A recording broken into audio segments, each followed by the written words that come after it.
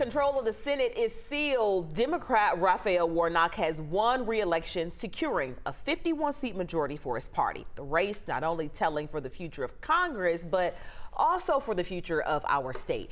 Joining me this morning to break down the results is Emory political science professor and 11 Alive analyst, Dr. Andra Gillespie. Dr. Gillespie, thanks for waking up early with us this morning. Let's jump right into the big question. Get it out the way. What does this mean for Democrats having secured this extra Senate seat? Well, right now, Democrats operate under a power sharing agreement with the Republicans, which does give the Republicans a little more leverage. It evenly divides committee seats and the like. So even though Democrats have the majority and Chuck Schumer is the majority leader and Vice President Harris can play the tiebreak, the difference in the upcoming Congress will be with an outright majority. There is no need for a power sharing arrangement. Democrats will have one more seat on each committee.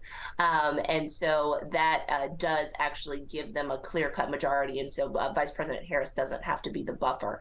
Also, if it turns out that, say, Senator Joe Manchin or Kirsten Sinema can't vote along with a bill, then they can defect and Vice President Harris can still play tiebreak. So there are lots of reasons why a party would want to have an outright majority as opposed to just a 50-50 majority. So let's turn now to Herschel Walker. So we saw voters elect Republicans in most of these statewide races in the midterms, right?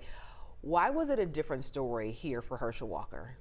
So the other candidates, had experience running statewide. They don't have personal baggage, and they're disciplined candidates who demonstrate, a grasp of the issues. And so Herschel Walker had a lot to catch up on, and he caught up in some ways during the campaign, but he also demonstrated his lack of experience across the campaign. So it wasn't just that he hadn't held office before.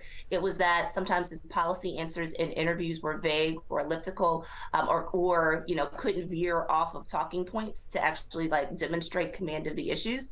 And then the personal baggage was damaging. And so while most Republicans voted for Herschel Walker because he was a member of their party and they wanted to see their side win, there were enough voters who were conflicted about that, who saw issues with this specific candidate, that they either defected or they didn't show up to vote yesterday. All right, Dr. Gillespie, we thank you so much for your insight and for your perspective as always. For more on our election coverage and wrap up, just head to 11alive.com. Stay with us. We'll be right back.